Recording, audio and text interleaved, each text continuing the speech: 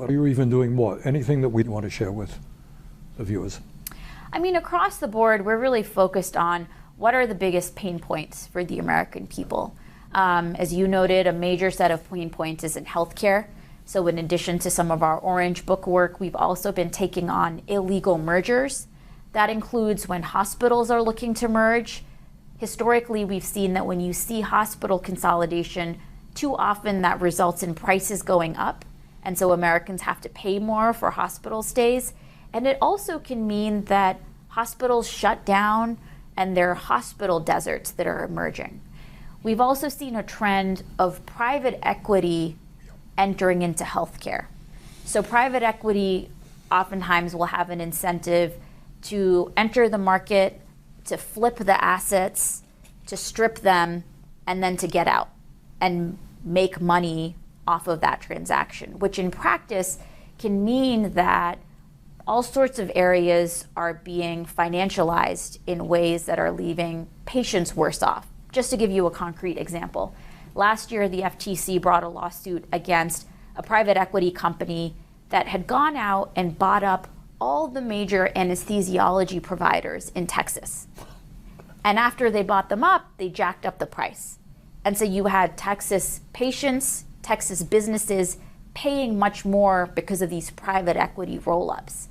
Similarly, we've heard from healthcare workers, including ER doctors, cardiologists, who share that once private equity comes in, they basically overload them, they lay off people, and that leads to a lot of burnout among doctors and makes it much more difficult for them to actually provide quality health care. Are you looking at private equity in general and the role they're playing in every aspect of our economy? I was in Los Angeles last week, and private Blackstone buying a lot of homes in America, jacking up prices. That's something you're looking at? We're certainly interested in these private equity schemes across the board.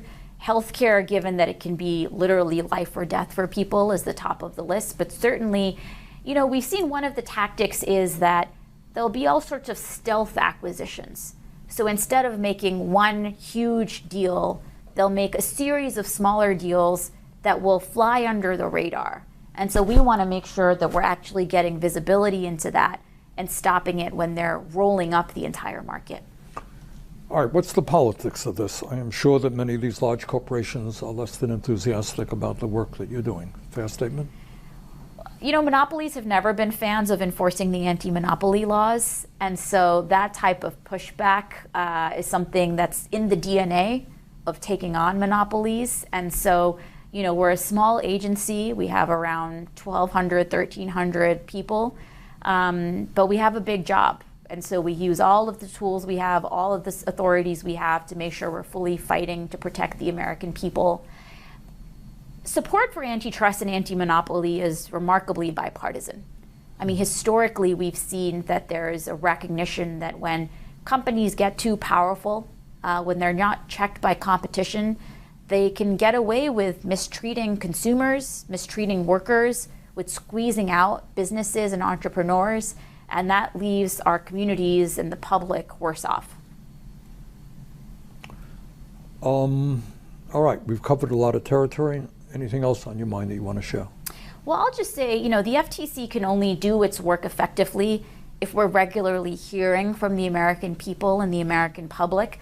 And one of my top priorities has been at the FTC to make sure that people can access us and share with us what are the problems they're facing in their day-to-day lives. So how do they do that? So we do regular open commission meetings where anybody can sign up to come talk to the FTC commissioners, tell us what problems are you seeing in the economy.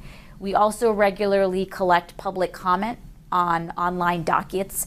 Right now, for example, we're seeking public comment on drug shortages that have emerging in all sorts of areas, affecting chemotherapy patients, affecting people who rely on essential antibiotics. We're looking for comments for where people are seeing these shortages. So somebody has a concern out there. Yes. How do they get a hold of you? They can go to our website, ftc.gov, and there's a very clear place there where they can submit a comment. There's also a place on our website where you can sign up to come talk to our next commission meeting. Really? Yes. You can verbally talk to the commissioners? Verbally come talk to the commissioners. I mean, we hear from hotel franchisee owners, gig drivers, parents, how problems in our economy can be devastating. And it's just so important for us as FTC commissioners to be understanding where those pain points are so that we can prioritize our work. How many commissioners are there and how do they get appointed? So there are 5 FTC commissioners. The president appoints them and the Senate confirms them.